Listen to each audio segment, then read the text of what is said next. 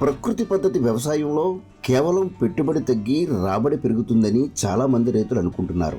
ఇది వాస్తవమే. ఇదొక్కటే కాదు, ఈ విధానం వల్ల మేలైన ప్రయోజనాలెన్నో సాగు చేసే భూమిలో కలుగుతున్నాయి. దీనిలో ప్రధానంగా నీటి అవసరత తగ్గుతూ రావడం. 4 ఏళ్లుగా ఈ విధానంలో సాగు చేస్తున్న శ్రీలక్ష్మి నేలలో ఇదే జరిగింది.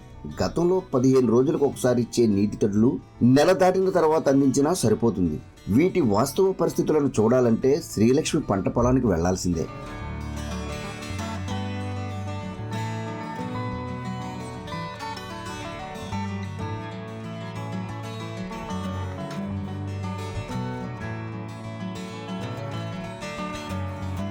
పశ్చిమ గోదావరి జిల్లాకు చెందిన రైతు గెద్దాడి శ్రీలక్ష్మి 4 సంవత్సరాల నుంచి ప్రకృతి పద్ధతిని అనుసరించి సాగు చేస్తున్నారు. ఈ క్రమంలో ఆమె 2 ఏళ్ల క్రితం ఏటీఎంతో పాటు ఏ గ్రేడ్ మోడళ్ల సాగుకు శ్రీకారం చుట్టారు.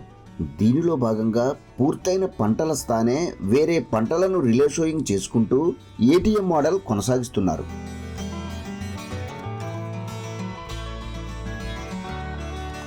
అందరికీ నమస్కారం అండి. నా పేరు గెద్దాడ శ్రీలక్ష్మి. మాది అంబటివాన్ చెరువు గ్రామం, పోడూరు మండలం, పశ్చిమ గోదావరి జిల్లా. నేను గత 4 సంవత్సరాలుగానే ప్రకృతి వ్యవసాయం చేస్తున్నానండి. ప్రకృతి వ్యవసాయం చేస్తుంటే ఆర్వైఎస్ఎస్ వారు నన్ను ఎఫ్ఎస్గా సెలెక్ట్ చేయడం జరిగింది. నేను అక్టోబర్ 18వ తారీఖు 2023లో ఈ ఏటీఎం మోడల్ని స్టార్ట్ చేశానండి. 4 ఫీట్ బెడ్, అలాగే మధ్యలో మొక్కజొన్న, సైడ్స్లో వచ్చేసి వంగ, మిర్చి, టమాటా, బార్డర్ క్రాప్స్, ట్యాప్ క్రాప్స్ ఇవన్నీ పెట్టాను. శ్రీలక్ష్మి సాగు చేసిన ఏటీఎం మోడల్లో భూమిని సిద్ధం చేసుకున్న తర్వాత ఆకుకూరలు, కూరగాయలు, దుంపజాతి, తీగజాతి పండ్ల మొక్కలతో పాటు ఎర్ర పంటలను నాటుకున్నారు.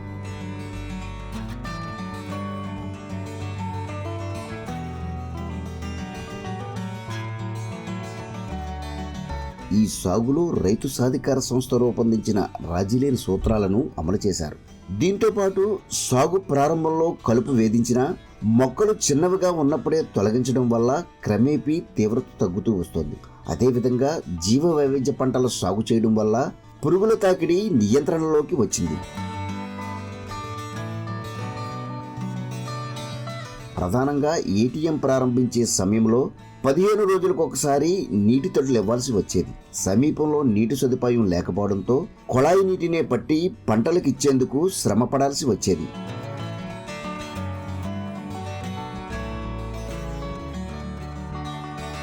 మొక్కలకి ఘనజీవామృతం, ద్రవజీవామృతం, అలాగే కోడిగుడ్డు నిమ్మరసం ఇవి ఇన్పుట్స్ అందిస్తాను.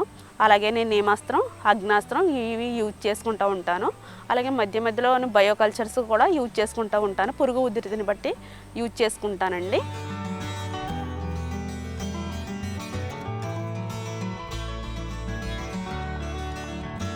నాకు వాటర్ అందుబాటులో లేకపోవడం వల్ల చాలా ఇబ్బందిగా ఉండేది స్టార్టింగ్లోని. తర్వాత నేను ఈ ఘనజీవామృతం, ద్రవజీవామృతం ఎక్కువగా ఇవ్వడం వల్ల మొక్క అనేది నేలలో కూడా వాటర్ని పట్టే గుణం పెరిగింది. అలాగే మొక్క స్ట్రెస్కి గురి అవడం అనేది తగ్గింది. 10 రోజుల దాకా వాటర్ ఇవ్వకపోయినా కూడా మొక్క వాడిపోకుండా హెల్తీగా ఉండేదండి. అది నేనైతే గమనించాను. అయితే 4 ఏళ్లుగా చేపట్టిన ప్రకృతి పద్ధతి సాగు వల్ల భూమి గుల్లబారి తేమ శాతంతో పాటు నీటిని నిలుపుకునే సామర్థ్యం పెంచుకుంది. దీనివల్ల పంటలకు నీటి అవసరత తగ్గుతూ వస్తుంది. దీంతో నెల రోజులకు ఒకసారి నీరు అందించినా సరిపోతుంది.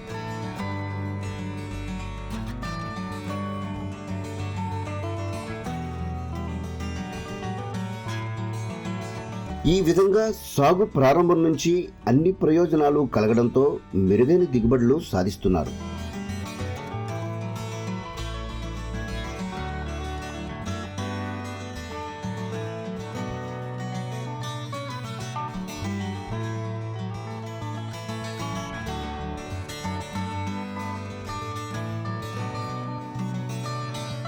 ఈ పంటల నుంచి సమకూరిన ఉత్పత్తులను అమ్మకం చేసి నెలకు 5,000 వరకు రాబడి సాధిస్తున్నారు. రైతు సాగు చేసే పొలం ఇంటికి సమీపంలో ఉండటం వల్ల తాజా కూరగాయలను ఇంటి అవసరాలకు వినియోగించుకుంటున్నారు. అదేవిధంగా కొనుగోలు చేసే వినియోగదారులు సైతం నేరుగా ఇంటికి వచ్చి తమకు అవసరమైన ఉత్పత్తులను తీసుకెళ్తున్నారు. నా మొక్కలు కూడా చాలా ఆరోగ్యంగా ఉన్నాయండి. ఆదాయం కూడా నాకు బాగా వస్తుంది. ఆకుకూరలో కానీ కూరగాయలు కానీ మార్కెటింగ్ కూడా చాలా బాగా జరుగుతుంది. దీనివల్ల నాకు మంచి లాభం కూడా పొందుతున్నానండి. అలాగే నా ఇంటి అవసరాలకి ప్రతిదీ కూడా నా ఫీల్డ్ నుంచే యూజ్ చేసుకుంటున్నాను నేను. అలాగే బయోడైవర్సిటీ అనేది కూడా నా ఫీల్డ్లోనే ఎక్కువగా ఉన్నది. నేను అన్ని రకాల కూరగాయలను కూడా దీంట్లోనే ఇంక్లూడ్ చేశానండి. అలాగే ఫ్రూట్ క్రాప్స్ని కూడా ఇంక్లూడ్ చేశాను ఏటీఎం మోడల్లోని. దానివల్ల నా కుటుంబ అవసరాలకే నేను బయట నుంచి ఏ కూరగాయలు కానీ ఆకుకూరలు కానీ ఏది కూడా తెచ్చుకోవట్లేదు.